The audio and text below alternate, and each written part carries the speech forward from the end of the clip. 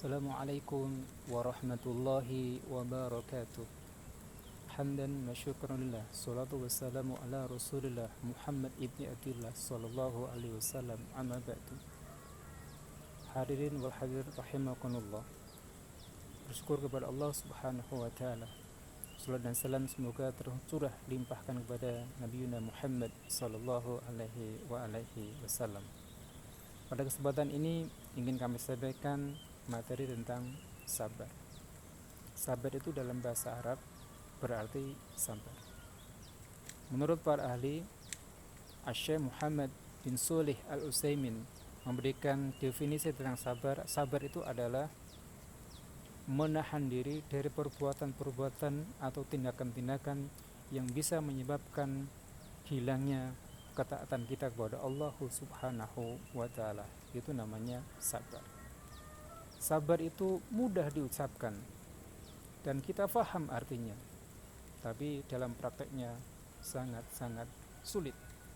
Mudah-mudahan kita termasuk hamba-hamba yang bersabar menerima apapun yang telah diciptakan kepada kita semuanya.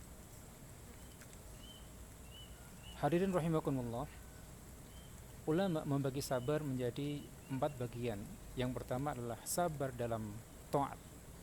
Yang kedua, sabar dalam menghindari maksiat. Yang ketiga adalah sabar menerima takdir dari Allah Subhanahu wa taala. Yang keempat adalah sabar manakala kita ditimpa musibah. Yang pertama adalah sabar dalam taat. Sebagaimana Allah Subhanahu wa taala berfirman di surah Al-Baqarah ayat 45. A'udzu billahi minasyaitonir rajim. Bismillahirrahmanirrahim. Ya ayyuhalladzina amanu ista'inu bis-sabri was-shalah innallaha ma'as sabirin. Wahai orang-orang yang beriman, minta tolonglah kepada Allah Subhanahu wa taala dengan sabar dan salat. Innallaha ma'as sabirin. Sesungguhnya Allah beserta orang-orang yang sabar. Di ayat ini Allah Subhanahu wa taala menyuruh kepada kita minta tolong kepada Allah Subhanahu wa taala dengan sabar dan salat. Karena Allah beserta orang-orang yang sabar, bukan Allah beserta orang-orang yang salat atau Allah beserta orang-orang yang sain, tapi Allah beserta orang-orang yang sabar.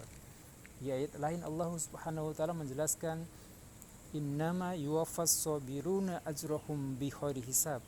Orang-orang yang sabar kepada Allah Subhanahu wa taala akan diberikan pahala tanpa batas, akan diberikan pahala tanpa perhitungan dari Allah Subhanahu wa taala.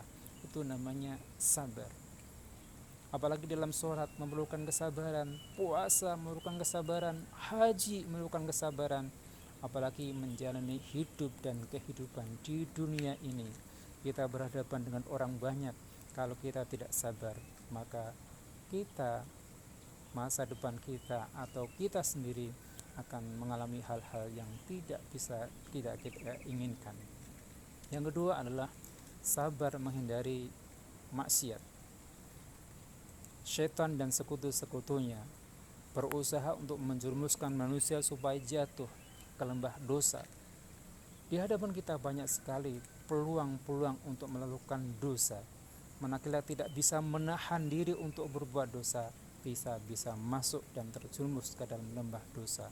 Dan manakala kita sudah berbuat dosa, tobatnya kepada Allah Subhanahu wa taala sangat sulit, kecuali diampunkan oleh Allah Subhanahu wa taala. Tapi setiap orang yang berbuat dosa akan diampuni oleh Allah Subhanahu wa taala. Tapi kita berusaha untuk menahan diri untuk tidak berbuat dosa, apalagi dosa-dosa yang besar. Sebagaimana Nabi kita Muhammad SAW bersabda, "Laisa syadidu bisyur'ah, innama syadidul ladzi yamliku nafsahu indal ghadab." Orang yang kuat itu bukanlah orang yang selalu menang dalam pertempuran saja.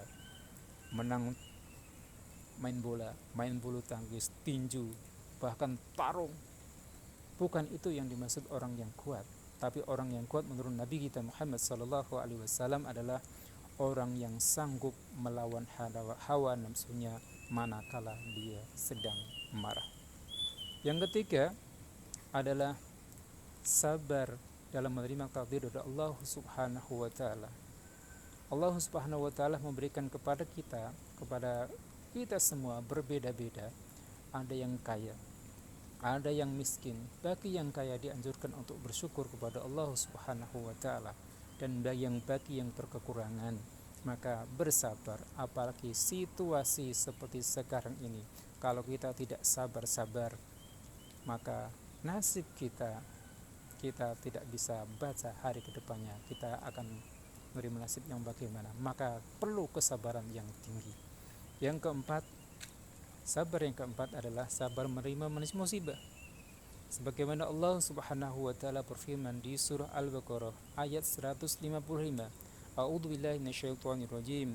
وَلَنَبْلُوَنَّكُمْ بِشَيْءٍ مِنَ الْخَوْفِ وَالْجُوعِ وَنَقْصٍ مِنَ الْأَمْوَالِ وَالْأَنفُسِ وَالثَّمَرَاتِ وَبَشِّرِ الصَّابِرِينَ الَّذِينَ إِذَا أَصَابَتْهُم مُّصِيبَةٌ قَالُوا إِنَّا لِلَّهِ وَإِنَّا إِلَيْهِ رَاجِعُونَ.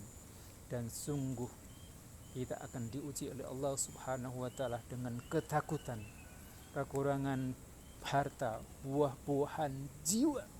Bahkan jiwa dari anggota keluarga kita akan diambil oleh Allah Subhanahu wa taala. Dan kabar gembirakanlah kepada orang-orang yang sabar, alladzina idza asabathum musibah, manakala mereka ditimpa musibah, mereka beristirja, inna lillahi, sesungguhnya kita ini adalah kepunyaan Allah Subhanahu wa taala, wa inna ilaihi rajiun, dan akan dikembalikan kepada Allah Subhanahu wa taala. Kurang lebihnya mohon maaf. Assalamualaikum warahmatullahi wabarakatuh.